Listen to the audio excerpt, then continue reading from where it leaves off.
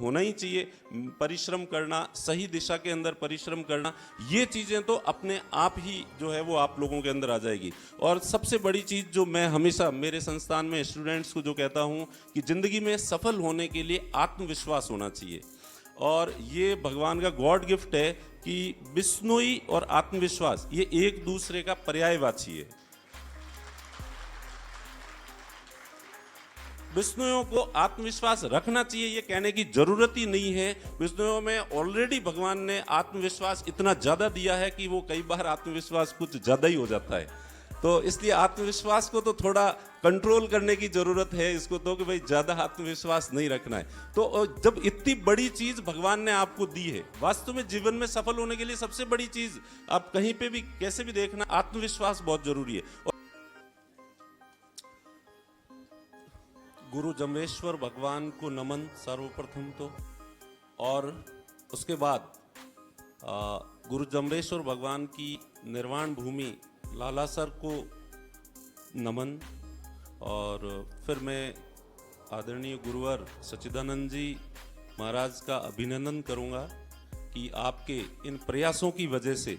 ये एक जो परंपरा शुरू हुई है युवा महोत्सव की, जो समाज के युवाओं को सही दिशा दिखाने में महत्वपूर्ण भूमिका निभा रही है। तो इस आपके इन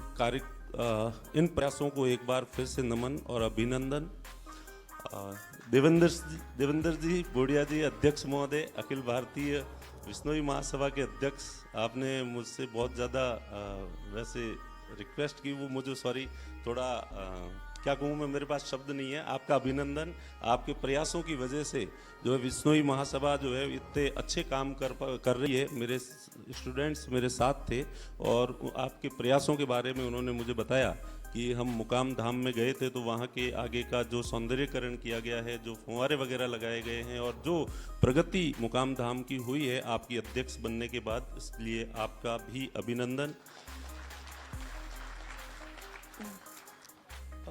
किशन लाल जी का भी अभिनंदन करता हूं कि आपके इन प्रयासों की वजह से जो है आपने जो गेट का निर्माण करवाया, जो पूरा भंडारा लंगर का खर्च आपने वहन किया, और इसके साथ ही मंच पर बैठे हुए युवा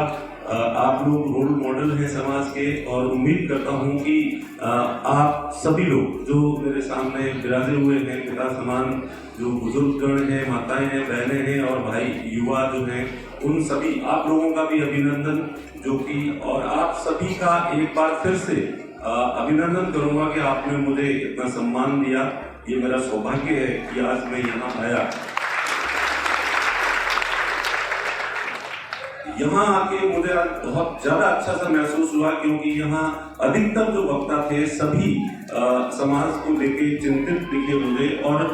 कमोबेश हर वक्ता ने जिन्होंने भी कहा, सबने एक बात पे सबसे ज्यादा बल दिया और वो था संस्कार निर्माण। कि समाज को इस समय अगर सबसे ज्यादा किसी चीज की जरूरत है तो वो संस्कारों की जरूरत है, संस्कार निर्माण की जरूरत है। और इसके प्रति जो चिंता देखी गई और इसके प्रति जो उत्सुकता और जिज्ञासा देखी गई, तो निश्चित रूप से हम भविष्य, एक अच्छे भविष्य की कल्पना कर सकते हैं जो कि एक ऐसा समाज का निर्माण करेगा जिसमें हर व्यक्ति संस्कारित होगा और समाज को नई दिशा देगा और समाज को आगे बढ़ाएगा।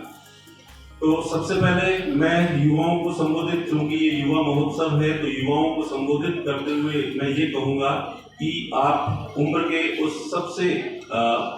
अच्छे पड़ाव में हैं, क्योंकि जो युवावस्था से जो पहले वाली अवस्था होती है, बचपन की अवस्था होती है, वो भी इतनी ज़्यादा अच्छी नहीं होती है। और जैसे कि यहाँ संयुक्त परिवार की चर्चा भी चली, तो छोटे बच्चे होते हैं तो उनको सारे लोग कहते हैं तो पानी लोट भर ला दे दे, तो वो काम करते हैं, दिन भर वो काम भी कहते रहते हैं और आए गए कोई न कोई एक दो थप्पड़े भी जो है वो मारते रहते हैं। हालांकि उस थप्पड़ में भी थोड़ा लाड होता है, पर बच्चे को उस समय समझ में नहीं आता। उस समय ये लगता है कि मैं जल्दी से जल्दी थोड़ा बड़ा हो जाऊं ताकि दो चीजों से मुक्ति मिल जाए कि एक तो आया गया जो भी जो है मुझे थप्पड़ मार देता है, और दूसरा कि जो घर में जो ही काम हो तो ये कर ले, ये कर ले, ये कर ले, हर बड़ा उसके ऊपर अधिकार मानता है। तो इसलिए वो इतनी ज्यादा अच्छी नहीं होती। और फिर उसके बाद जब प्रौढ़ावस्था आ जाती है तो जिम्मेदारियों का बोझ इतना ज्यादा खुद पे आ जाता है, तो वो भी उतनी अच्छी अवस्था नहीं होती जितनी अच्छी अवस्था युवावस्था होती है।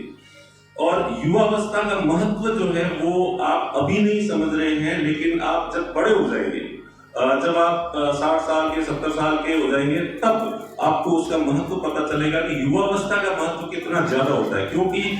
90% लोगों को जो